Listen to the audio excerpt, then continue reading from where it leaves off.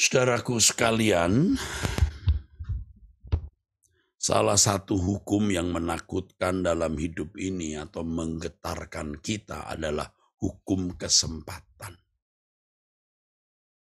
Mungkin saudara baru mendengar kalimat atau kata ini dari saya. Saya juga baru menemukan hari-hari belakangan ini, saudaraku. Artinya dari dulu saya memahami apa artinya kesempatan. Tetapi semakin ke belakang ini, makin sekarang maksud saya bisa menghayati betapa dahsyatnya Allah, betapa dahsyat Allah, betapa luar biasa Allah itu, saudaraku sekalian. Dan ini satu hal yang luar biasa.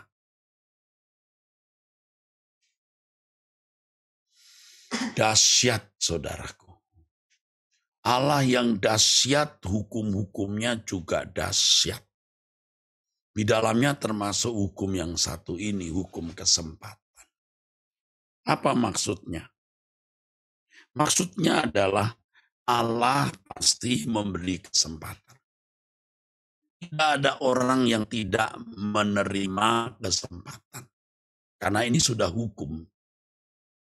Ini sudah tatanan. Allah pasti konsekuen, saudaraku. Setiap tatanan atau dalam arti hukum, itu pasti ditegakkan oleh Allah secara konsekuen dan konsisten. Dan kita bersyukur bahwa hukum ini bukan hanya berlaku di bumi sekarang ini, tetapi nanti di kekekalan juga masih ada hukum atau tatanan ini yang namanya kesempatan. Ya. Kalau saudara bertanya-tanya, ya, dan masih ragu-ragu, masa nanti di sana ada hukum lagi, Pak? Ya. Firman Tuhan mengatakan kita akan bersama-sama ya di kerajaan surga. Dimuliakan bersama dengan Tuhan Yesus memerintah. Itu kesempatan. Kesempatan itu, saudara. Nah, sekarang saya bicara dulu mengenai hukum kesempatan ini untuk sekarang. Tadi sudah saya kemukakan dan saudara catat baik-baik, saudara ingat baik-baik, saudara goreskan di dalam jiwa saudara bahwa Allah memberi kesempatan. Ya. Tidak ada makhluk yang tidak diberi kesempatan, saudaraku. Semua juga pasti menerima kesempatan. Karena ini hukum. Ini tatanan dan Allah konsekuen atas tatanan yang diberikan ini. Maksud saya tatanan yang Tuhan ciptakan. Yang keluar dari hakikat Allah yang sempurna. Keluar dari hakikat Allah yang adil, yang penuh kasih, yang cerdas, yang bijaksana. Dan kesempatan ini, saudaraku, tidak bisa dibeli. Tidak bisa dibeli. Ya.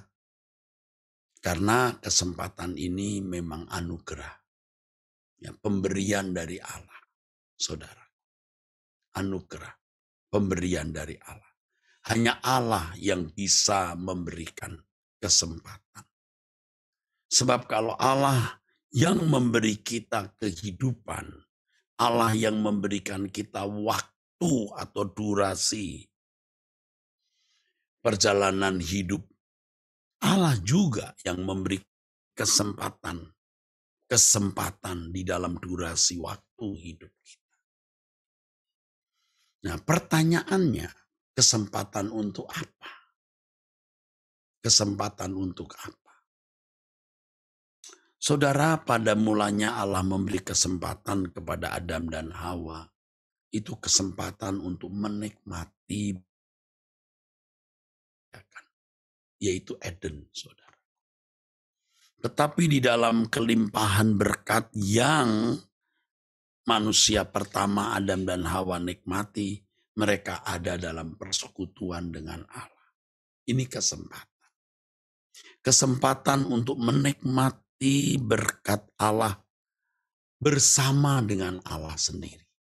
Tidak mungkin orang bisa menikmati berkat Allah tanpa Allah yang menciptakan dan memberikan berkat. Berkat di sini tentu menyangkut segala aspek jasmani, makan minum, keindahan alam dan lain sebagainya, termasuk seni, budaya, ya, dan kehadiran Allah. Sukacita surgawi, ya. Dan saya percaya bahwa Adam pasti menikmati suasana indah di Eden itu secara fisik, secara jasmani. Adam dan Hawa juga menikmati suasana sukacita, hadirat Allah, kemuliaan Allah. Jadi kalau dikatakan bumi penuh kemuliaan Allah, artinya bahwa seluruh jagat raya ini dihadiri oleh Allah. Allah Maha Hadir. Yehova Syama. Allah yang omnipresent, saudara. Kesempatan yang diberikan Allah kepada Adam dan Hawa untuk menikmati taman Eden itu dan kehidupan yang indah. Sekaligus kesempatan untuk membuktikan apakah mereka mengasihi Allah. Apakah mereka mau menjadi sekutu Allah atau seteru Allah. Sekutu itu sahabat, teman, ya, koalisi. Ya, kalau seteru itu musuh. Atau yang melawan, atau yang berlawanan. Atau yang tidak berjalan seiring, saudara. Tragisnya Adam dan Hawa tidak memilih yang benar. Kesempatan untuk membuktikan kesetiaan, cinta, hormat, takut akan Allah disia-siakan. Sebaliknya mereka memilih tidak menghormati Allah, tidak mengasihi Allah, dan tidak takut akan Allah secara benar. Memang kemudian mereka menjadi takut. Ketika mereka sudah jatuh dalam dosa, mereka takut Allah mengunjungi mereka, mereka malah lari, saudara. Nah, saudaraku sekalian, ini menjadi pelajaran yang sangat berharga dan mahal untuk kita. Allah memberi kita kesempatan untuk menerima anugerah. Anugerah keselamatan dalam Yesus Kristus. Dan tidak semua orang menerima anugerah kesempatan ini. Entah karena kita dari kecil Kristen, entah karena kita berteman dengan orang Kristen, lalu menjadi Kristen, atau menikah dengan orang Kristen, lalu jadi Kristen. Tapi kita bisa mendengar bahwa anak Allah telah memikul dosa-dosa kita di kayu salib. Dosa-dosa kita dipikulnya. Ya. Kesalahan-kesalahan kita dipikulnya, dia yang menanggung kesalahan kita. Dan Tuhan juga memberikan kepada kita kesempatan untuk dikembalikan ke rancangan Allah semula. Ya saudaraku, memberi kesempatan kita untuk bertumbuh menjadi manusia sesuai rancangan Allah semula, yaitu manusia yang berkodrat ilahi, yang sempurna seperti Bapa, agar bisa dengan Allah seperti yang Allah kehendaki, saudara. Ini kesempatan. Di dalam kesempatan ini ada ujian. Artinya kita diberi kesempatan ya, untuk membuktikan apakah kita mengasihi Allah atau tidak. Kalau kita mengasihi Allah, kita menghormati Allah, kita takut akan Allah, kita bukan hanya mengakui bahwa Yesus adalah Tuhan dan Juru Selamat, tapi kita mau belajar firman Tuhan, dengan benar. Kita mau memberi waktu bertemu dengan Tuhan seperti saat ini, kita berdoa.